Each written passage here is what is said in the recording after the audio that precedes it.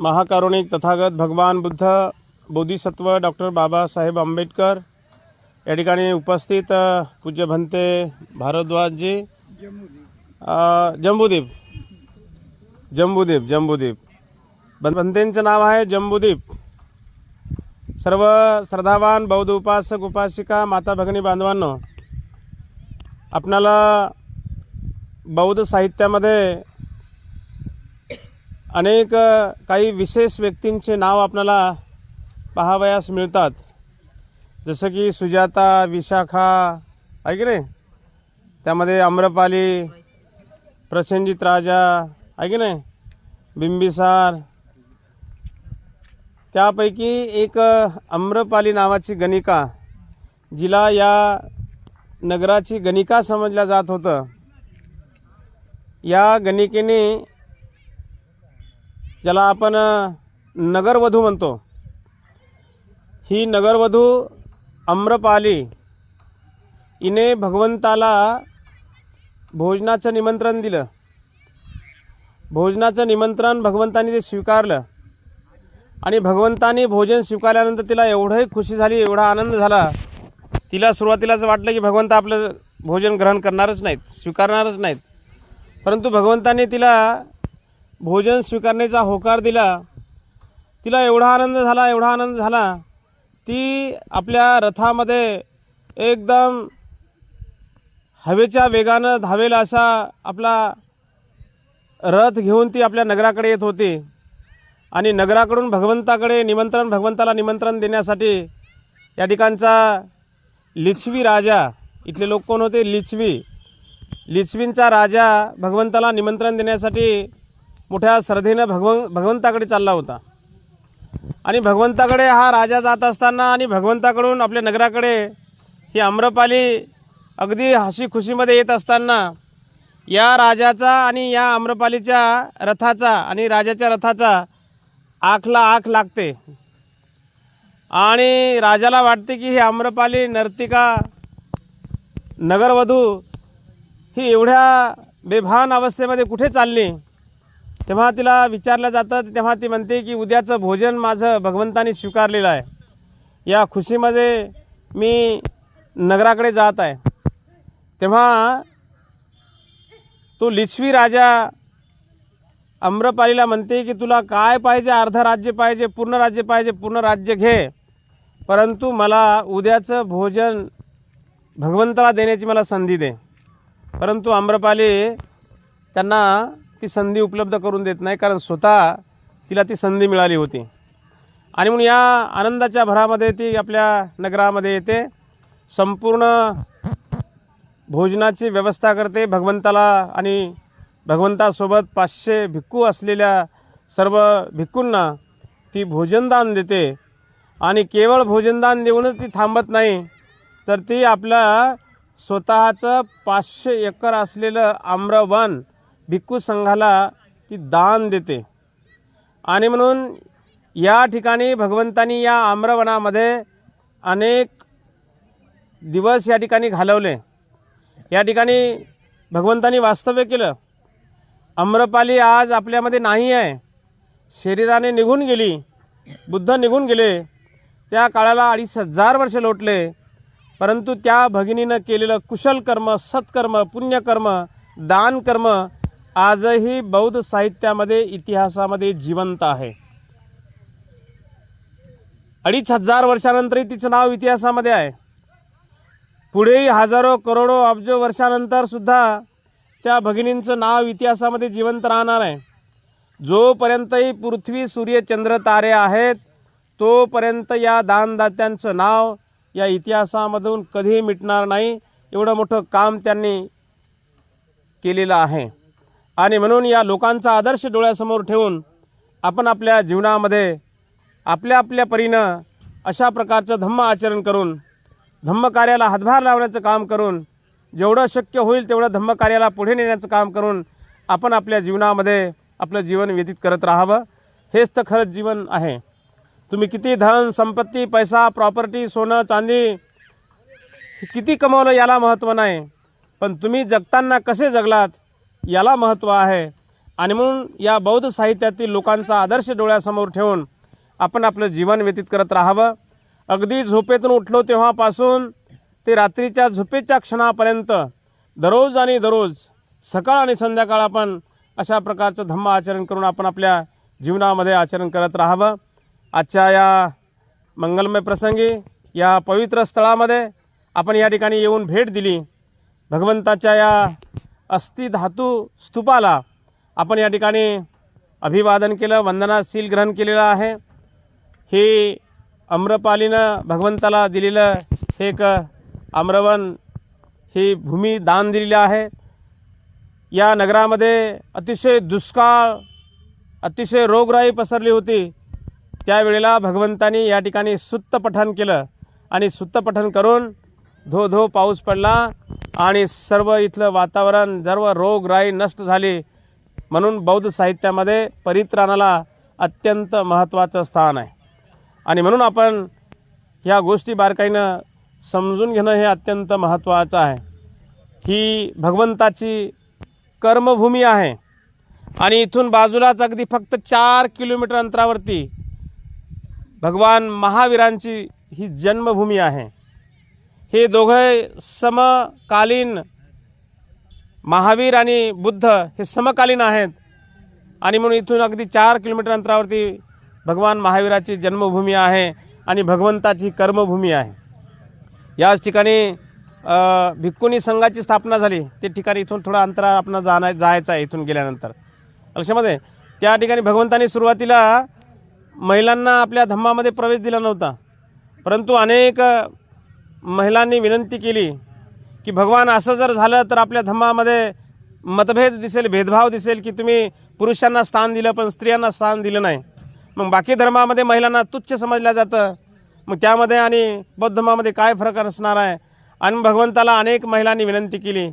महामाईनंसुद्धा प्रजापती गौतमीनंसुद्धा भगवंताला विनंती केली आणि म्हणून त्यांच्या विनंतीनुसार भगवंताने महिलांना आपल्या भिक्खुनी संघामध्ये प्रवेश दिला. भिक्खुनी संघाची स्थापना झाली. ते ठिकाणसुद्धा इथेच आहे आणि म्हणून या पवित्र स्थळाला आपण भेट दिली. या ठिकाणचे जंबुदीप भंती जे आहेत त्यांनी आपल्याला दुरूनच बघितलं. ते मी जेव्हा इथं येतो ते माझी त्यांची भेट होत असते आणि खूप चांगली भंतीची स्वभाव आहे त्यांचा. वयस्कर आहेत. त्यांनी आता काही वर्षा अगोदर दीक्षा घेतली, परंतु इथे बाजूला त्यांची एक रूम आहे, कुटिया आहे आणि त्या कुटियामध्ये राहून ते या ठिकाणी वास्तव्य करतात. या ठिकाणी येणाऱ्या प्रत्येक लोकांना ते त्यांच्या परीनं या ठिकाणी मार्गदर्शन करतात आणि कोण्या ग्रुपची जर कुठे राहायची व्यवस्था नाही झाली तर ते लगेच हॉटेल वगैरे बुक करून देतात. इथे 2-4 हॉटेल आहेत, बरे विहार आहेत, ते अशी राहण्याची सुद्धा चांगली व्यवस्था करून देतात. तर असे आमचे भंतेजी जंबुदीप. भंतेजींना मराठी भाषा येत नाही, ते हिंदी भाषिक आहेत आणि म्हणून ते आपल्याला जे काही बोलतील ते हिंदीमधून बोलतील. आपण त्यांचे या ठिकाणी 2 शब्द श्रवण करावे. वह जगह जो बैठ गए हैं यह 4 नाम से जाना जाता है. प्रथम लिच्छवी राजधानी है, दूसरा महावीर की जन्मभूमि है, महावीर के थे, लिच्छवी के नाती थे. तीसरा भगवान बुद्ध की कर्म भूमि, चौथा अमरपाली नगर वधु के रैन भूमि से जाना जाता है. ये भगवान बुद्ध को दान में मेहनत करके कमाया और दान में बुद्ध को दे दिया है कि नहीं. और यहाँ भगवान बुद्ध 4 बार आए हैं. प्रथम आए हैं तो अलाल कलाम से केसरिया में दीक्षा लिए. उसके बाद राजगीर में गए, राजा भीमसार से मुलाकात हुआ है. राजा भीमसार कहें कि चले जाइए और दक्षिणाखंड है कि नहीं. जब आपका पूरा हो जाएगा तो हम आपका प्रथम शिष्य बनेंगे है कि नहीं. तो 30 एकड़ ज़मीन राजा भीमसार दिया बीरूबन भगवान बुद्ध को दान में. इसके चलते राजा भीमसार को हत्या भी देवदत्त कराया. ठीक है. उसके बाद ही भगवान बुद्ध फिर आए हैं.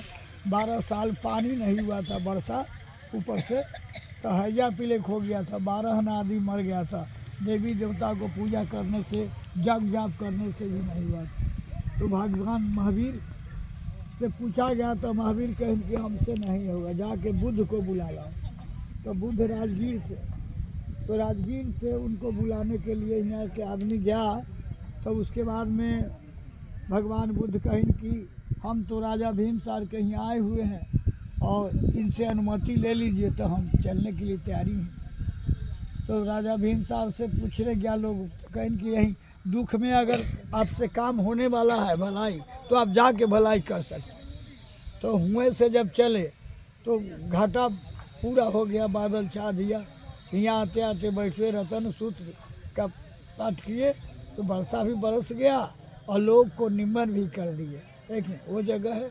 फिर उसके बाद में भगवान बुद्ध बैठे हुए थे तो उनकी मौसी प्रजापति 500 महिला को लेके, उनकी पत्नी के लेके, देखिए आया गया, कहा कि अब कपिल वस्तु अन्हार हो गया, चलो अब कुछ नहीं बच गया है, तुम्हारा पिता मर गया, लड़का मर गया, राहु चलो तुमको आए हैं बुलाने के लिए, नहीं जाओगे तो बरजोड़ी से ले जाएंगे बुला के। तो कुछ नहीं बोल रहे थे। तो भीड़ी में जाके कहें कि बोलते कोई नहीं है, हम पोसे हैं तुमको इसलिए अधिकार है, 6 दिन के तहत तुम्हारा माँ मर गया था, हम नहीं पोसते तो तुम भी मर जाते, ठीक नहीं, और हमारा अति भागदारी है कि हम ले जाएंगे बरजोड़ी, चलो। कहें कि नहीं माता जी, तुमने पोसा है सिद्धार्थ के, गौतम के, बुद्ध के नहीं, हमने सम्मा सम्बुद्धे दुख के कारण निवारण सब जान गए, इसलिए हम नहीं जाएंगे। नहीं तो प्रजापति कहा कि जब तक ले सूरज चांद रहेगा तब तक ले बुद्ध तेरा नाम रहेगा, मेरा भी नाम रहेगा, बाकी चलो जितने बहुत भिक्षुक है वहाँ बैठ के खाएगा तो नहीं निकलेगा, यहाँ तू मांग के खा रहा है, इतना संपत्ति है वहाँ। कहें कि नहीं माता जी हम नहीं जाएंगे। तो कहें कि तुम नहीं जाओगे तो 500 महिला भी नहीं जाएगा, तुम्हारे नज़दीक हत्या करके मर जाओ। तब आनंद उठ के कहें कि भगवान ये लो महिला है, आए हैं कपिल वस्तु से, पैदल चलते चलते गोर में फोका पड़ गया, ले बह रहा है, इनको शरण में ले लीजिए। तो आनंद को कहें कि आनंद शरण में तो महिला को ले लेंगे, पहले महिला को मंदिर मस्जिद में पूजा प्रधान में लोग नहीं लेके चलते थे, ठीक नहीं स्कूल कॉलेज में जाने देते। तो कहें कि नहीं आनंद, महिला को तो लेंगे, मुश्किल से 500 साल तक ले चलेगा। कहीं आनंद की 500 साल तो भगवान बहुत दूर है, आज ही लोग मर जाएंगे, तो आज ही आपका बुद्धिज्म खत्म हो जाएगा, इसलिए शरण में। तो 503 गो महिला को दीक्षा दिए, प्रथम अपने मौसी को दिए, दूसरा में अमरपाली को दिए, तीसरा में अपना पत्नी को दिया, 500 महिला को दिए। जो देखने के लिए मिलेगा भिक्षुक निवास, भिक्षु निवास, आनंदा या स्तूपा, अशोक स्तंभ, अशोका पिलर, एक नहीं हुआ जाइएगा तो मिल जाएगा, नहीं तो ही। उसके बाद भगवान बुद्ध अंतिम सूचना ही ये दिए हैं आके कि अब मात्र हम माघ 2 दिन बचा हुआ था तो आए थे, लोगों को बैठाए और कहे कि मात्र हम 3 महीना रहेंगे, फागुन चैत बैसाख पूर्णमासी के दिन कोशीनगर हम शरीर छोड़ देंगे। कहें कि ठीक है। जब यहाँ लोग चलने लगा तो लोग चलने यात्रा किए तो लोग पहुँचाने जाता है, वो तरफ से पहुँचाने चले गए। तो कहते हैं कि अब वैशाली के सीमान पार कर गए, आप लोग लौट जाइए। कहें कि नहीं हम नहीं लौटेंगे, आप ही लौट जाइए, और नहीं तो हमको कुछ चिनासी दे दीजिए। कहें कि हमारे पास क्या है कि दे दे चिनासी, लेकिन आनंद को कहें कि आनंद भिक्षापात दे दे। तो ये भिक्षापात का नक्शा बना हुआ, भिक्षापात उनकी प्रतिमा बना गया है, पूरा भरे पैर है, पश्चिम भरे धर है, उनके नीचे आज भी रखा हुआ, लेकिन 80 इसमें से निकल गया। उसके बाद में कोशीनगर के यात्रा किए। कोशीनगर के रास्ते में एक पावा पड़ता है, पावा गांव में एक चुंदू नाम के लोहार भेंट हो गया। चुंदू कहा कि भगवान आज हमारे ही यहाँ भोजन दान करेंगे, रुक जाइए। कहें कि जाओ चुंदू, तुम्हारे हाथ से, समझते नहीं हिंदी, तुम्हारे हाथ से हम भोजन दान करेंगे, लेंगे, जाओ। तो ले आया बाजार से शकरकर, उसको उसान दिया, उसमें शक्कर मिला दिया, मध मिला दिया, घी मिला दिया, हलवा बना दिया। शक्कर मध घी मिलते पॉइजन पैदा हो गया जहर। तो भगवान बुद्ध को जब भोजन दान लेने के लिए आया आनंद के लिए, तो आनंद को कहें कि इसका भोजन तुम नहीं लेना, हम ले लेते हैं, ठीक है। तो थाली पकड़ लिए, कस के हंस दिए। दोनों पति पत्नी थाली छोड़ के और कर जोड़ लिया, कहा कि भगवान हमारे प्रसाद को तो ग्रहण भी नहीं किए, हंस क्यों दिए? कहीं कि इसलिए हंस दिए हैं कि प्रथम भोजन हमें माता जी खिलाया था, दूसरा बोध गया में सुजाता खिलाया था, अब अंतिम तुम्हारे हाथ से भोजन कर रहे हैं, अब किसी के हाथ से भोजन लेने की हमें ज़रूरत नहीं पड़ेगा। हमारे खाने के बाद जो प्रसाद बच जाए जमीन के अंदर गाड़ देना, नहीं गाड़ोगे तो जे खाएगा सब मर जाएगा, इसलिए गाड़ देना, किसी को नहीं देना, तुम भी नहीं खाना। और उसके बाद में कहें आनंद चलो कुशीनगर, कुशीनगर के यात्रा किए। कुशीनगर के रास्ता जाते जाते में आनंद को कहें कि आनंद दौड़ के जाओ, वही सामने मल नाम राजा के घर लौक रहा है। तो हुआ गया, आनंद कहीं कि भगवान बुद्ध बुला रहे हैं, चलिए वो आए। प्रणाम किए, उनके डायरिया हो गया था, उल्टी हो रहा था, बहुत कमज़ोर हो गए थे पूरा मरने से। तब आया, कहें कि भगवान डॉक्टर वैद्य बुला देते हैं, कहें कि डॉक्टर की ज़रूरत नहीं है, चलो तुम्हारे धरती पर हमने महापरिनिर्वाण लेंगे, चल के बता दो। तो कैसे झाड़ के नज़दीक बैठे हुए, वैसी एक साल बन के नज़दीक उनकी बैठा दिया गया। तो एक साल बन के नज़दीक महामाया नेपाल में उनकी जन्म दिया था, एक साल बन के नज़दीक उनकी महापरिनिर्वाण कुशीनगर में हुआ, ठीक है। तो हुआ एक मगज कुआं है आज भी, उस कुआं से पानी मंगा के पी लिए और बोली बंद कर दिए। 6 दिन के बाद, 6 दिन काहे लग गया, उनके लड़ाई होने लगा, हम ले जाएंगे तो हम ले जाएंगे, हम ले जाएंगे।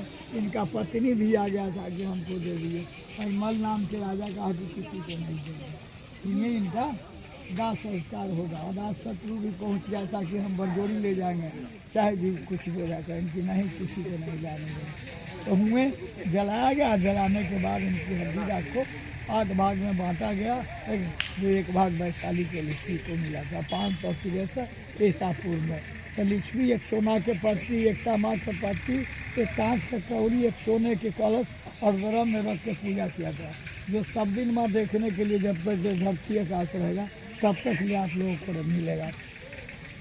और 7 जगह के 84,000 स्तूप सम्राट अशोक ने मैंने करा दिया, ये जो निकला है 1958 में खोदैया हुआ है, तो निकला है तो भगवान बुद्ध की बहुत बड़ा स्तूपा बन रहा है। उसी में 24 दिसंबर के दलाई लामा उद्घाटन करेंगे, लेकिन खाली अब गुम्बद बाकी है, स्तूपा बन रहा है, यही तो है जो 24 दिसंबर के दलाई लामा इसका उद्घाटन।